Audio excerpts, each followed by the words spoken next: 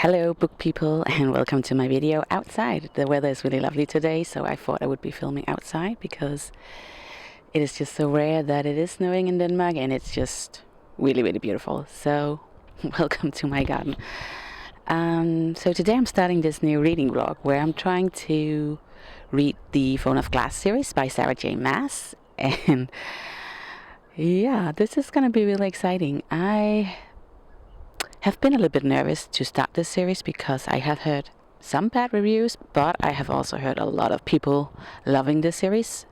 I have read the Akata series by Sarah J Maas, and I absolutely loved that series. It was just amazing. It's a romantasy series, so a mix of romance and fantasy series, and I believe Throne of Glass is going to be the same. When I was younger, I really did love romantasy, but I think I have learned that I'm not into young adult romantasy anymore.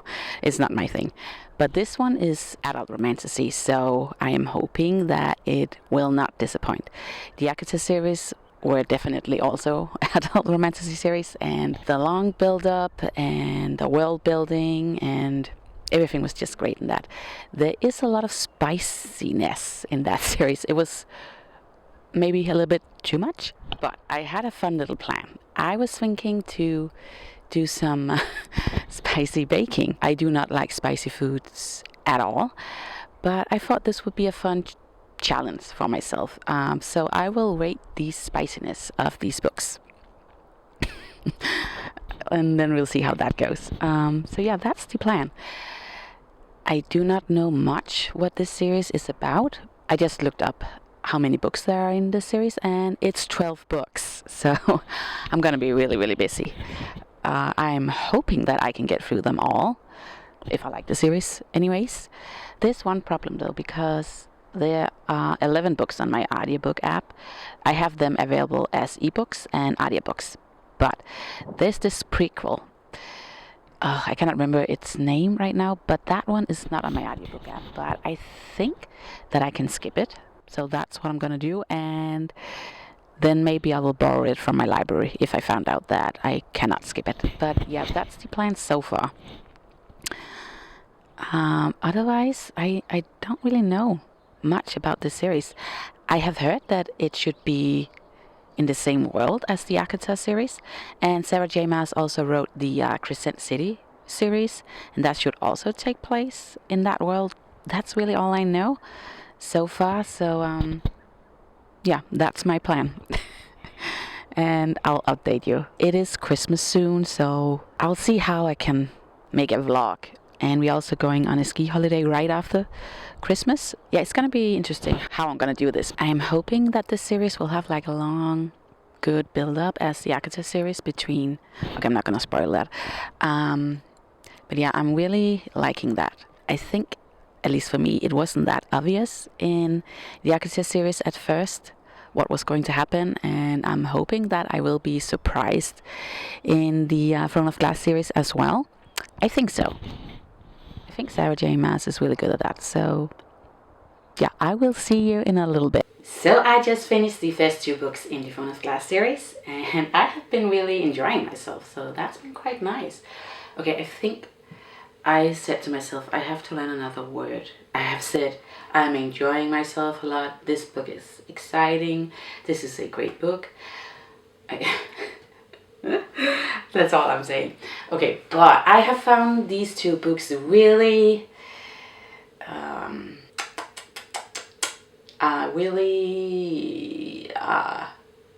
exciting. No, really intriguing. Anyways, I do love the world building in this series as well.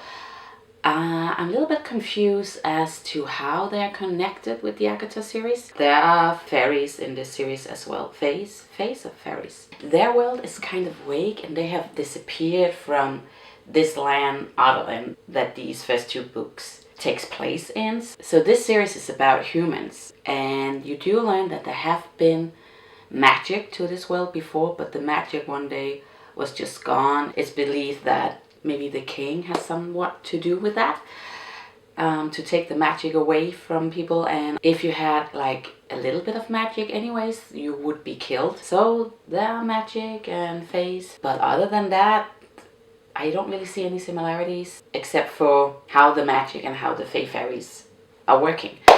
But the first book is about Selena Sadothian, and she is this famous assassin, or at least she was, but she is a slave in a salt mine. Then the crown prince, Dorian, is coming to her rescue somehow, because Dorian's father, the king, who might be an evil thing, he is having this competition where he wants to find the strongest contestant to be his champion. So the king's champion, and when you become the king's champion, you have to work for him potentially. So Selena has to win this competition to get freedom.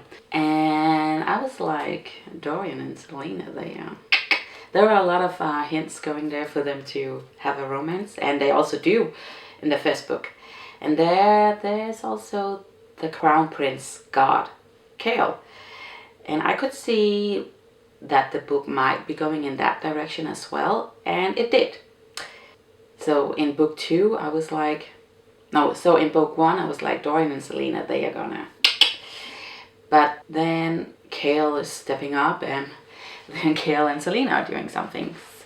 She does win this competition, by the way, spoiler alert. And then in book 2, she works for the king, but I was like, okay, she is probably having some ulterior, is that what you call it? Ulterior motives?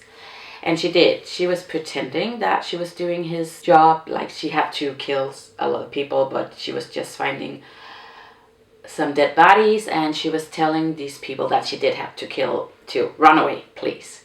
And in book 2, I learned that she's actually not Selena. She is Aelin, a lost princess from Terrasen. A little complaint with this, it's not a complaint, but there's many lands in this book, and it's really confusing at times. I was like, okay, I have to go back a little and listen to that again, because there's so many countries mentioned.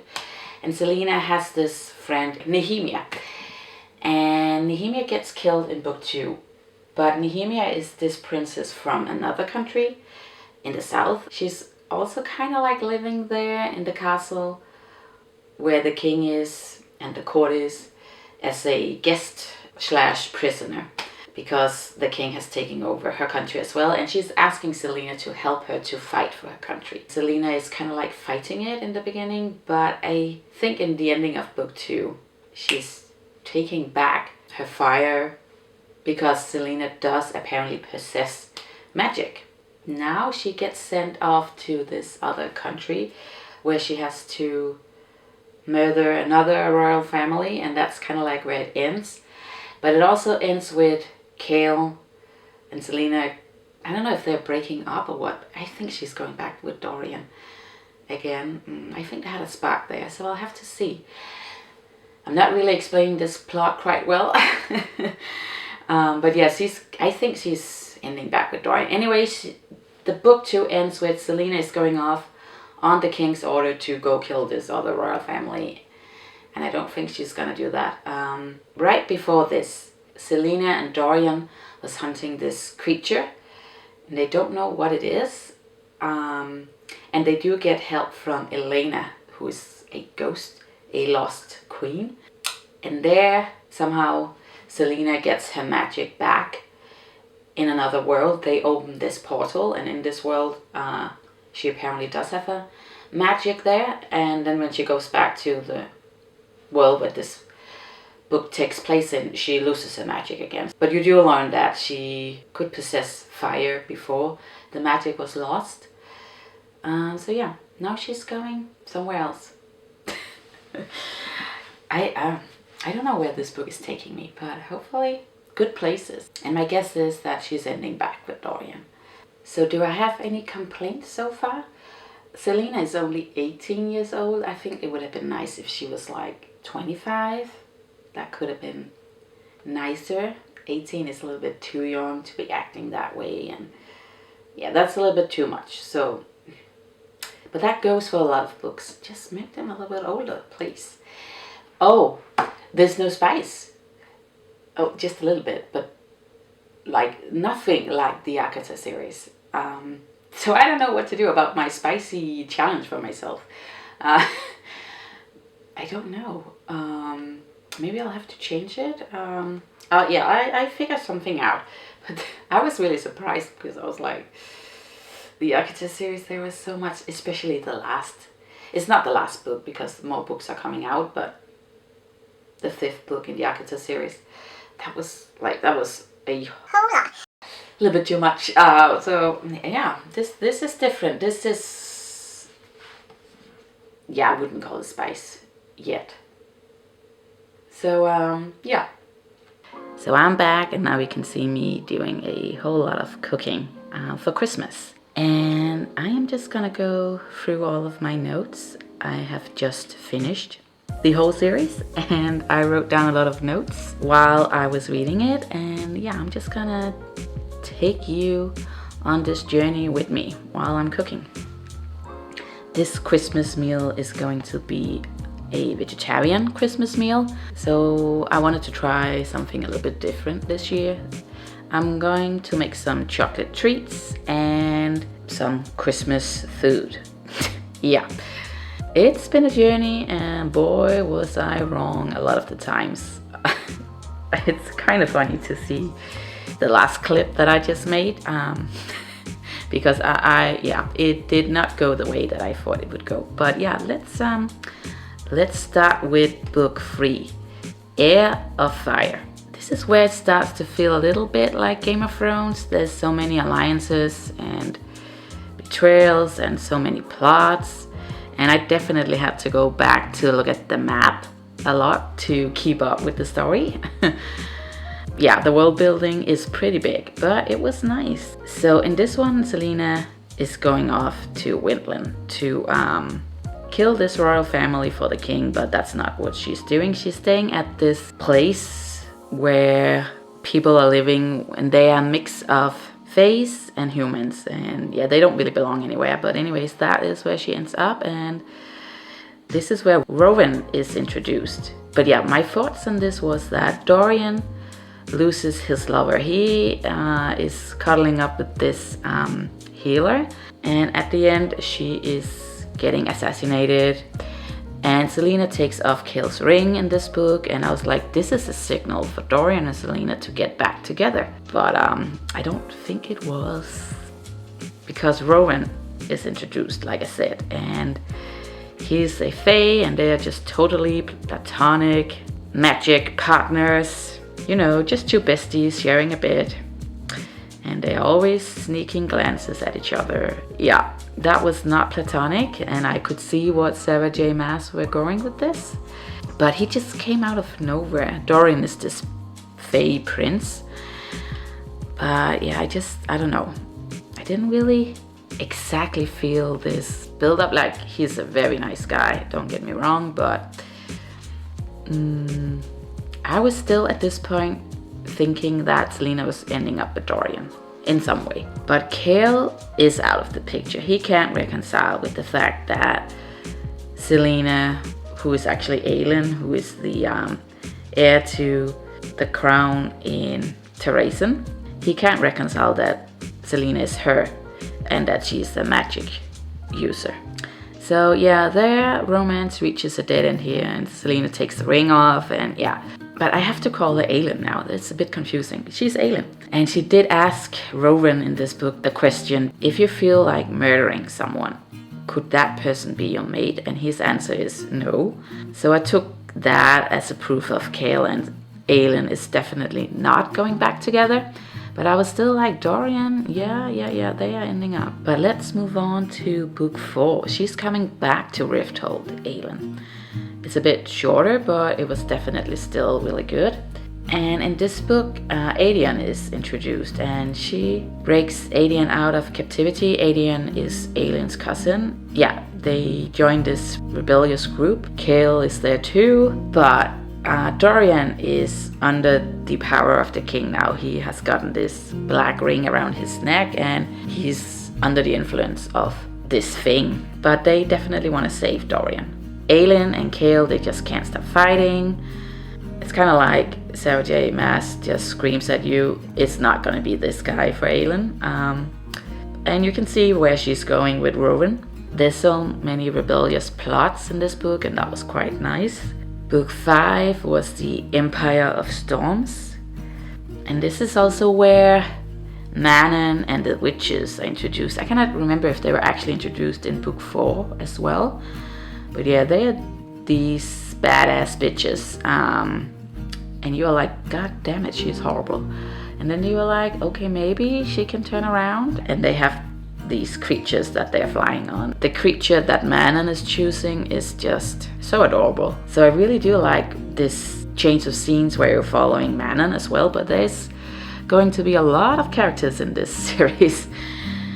But anyways, they overthrow the king. And then there's this plot twist that the king was actually possessed. The king was actually great, but he was possessed by Araran. And you learn that Araran is this evil Volk king with a lot of magical powers. So Dorian's father, the king, wasn't really the bad guy, it was somebody else. And in this book you're also learning about Dorian and Manon, and I was like, okay, I see this. They are gonna end up together. That was definitely my guess. But I still kind of like had the hope that Dorian and Aelin was gonna end up together.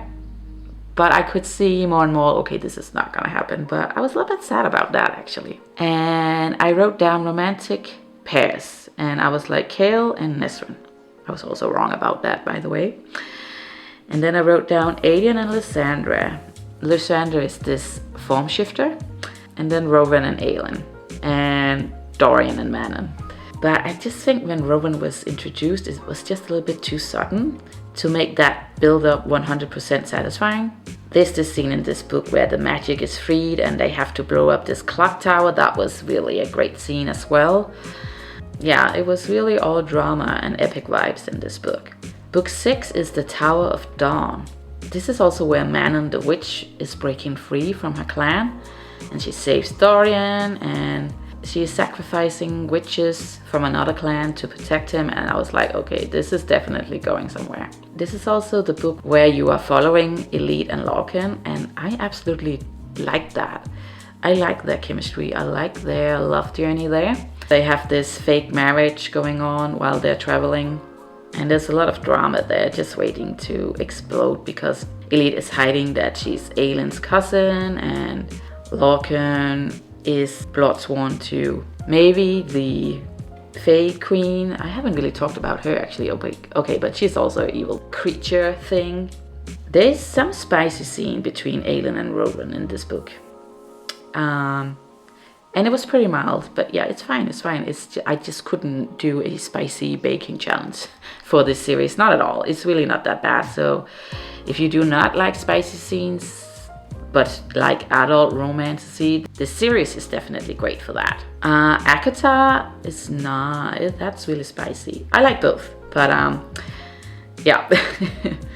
Book 7 is called Kingdom of Ash, and there were more spice, but like it was so mild still.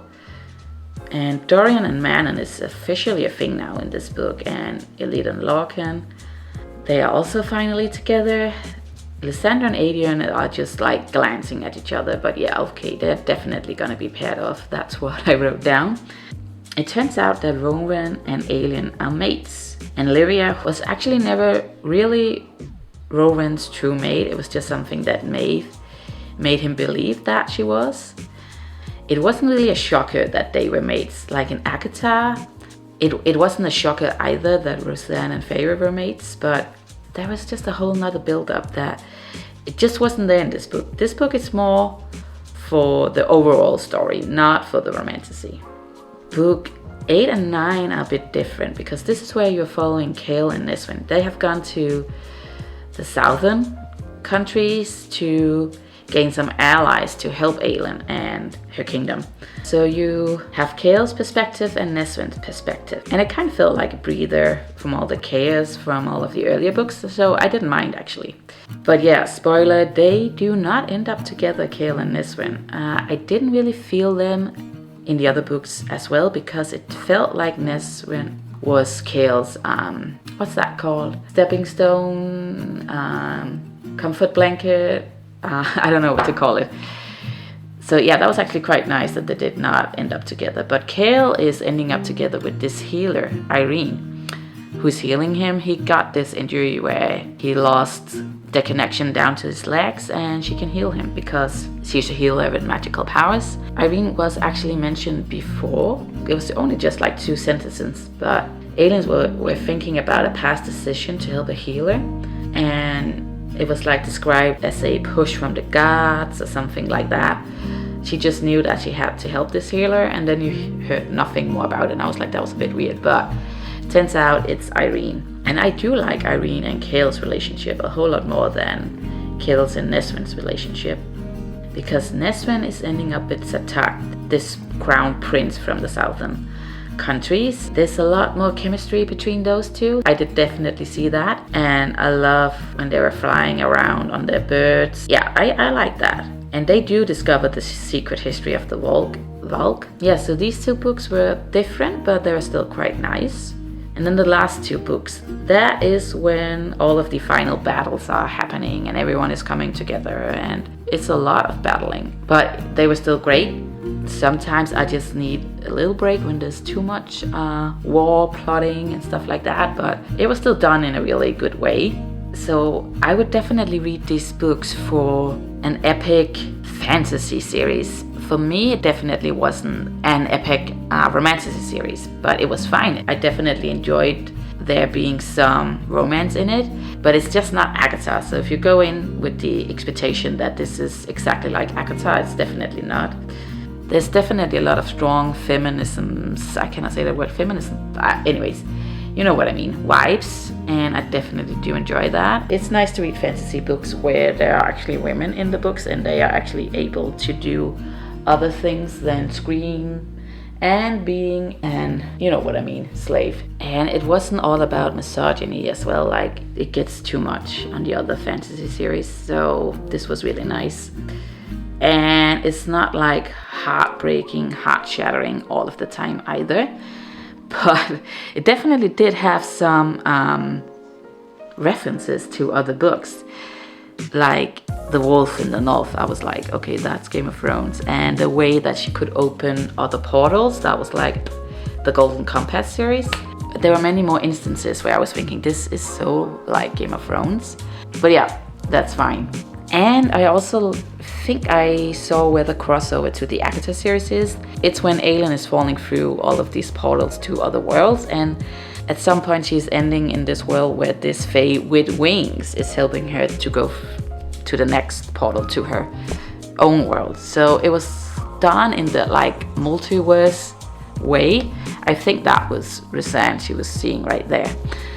Okay, another thing. What is up with Sarah J. Maas and the tattoos? I don't know. I think she really likes tattoos, right? Everyone has to get a tattoo in her books.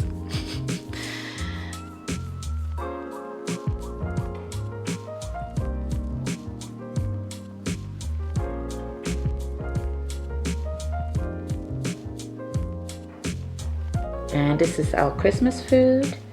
It was such a nice dinner, actually.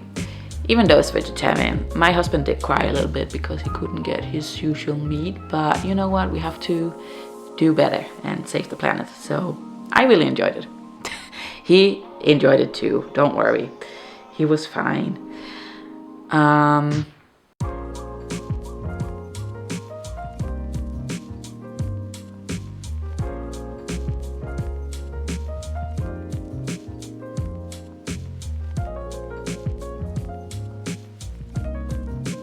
But anyways, this is us going on our ski holiday. It did take me like 4 weeks to get through all of these books, 11 books. I think I did fine, you know, but yeah, that is why I haven't posted for so long, but I will do better. So I hope you enjoyed this vlog, and yeah, I will see you.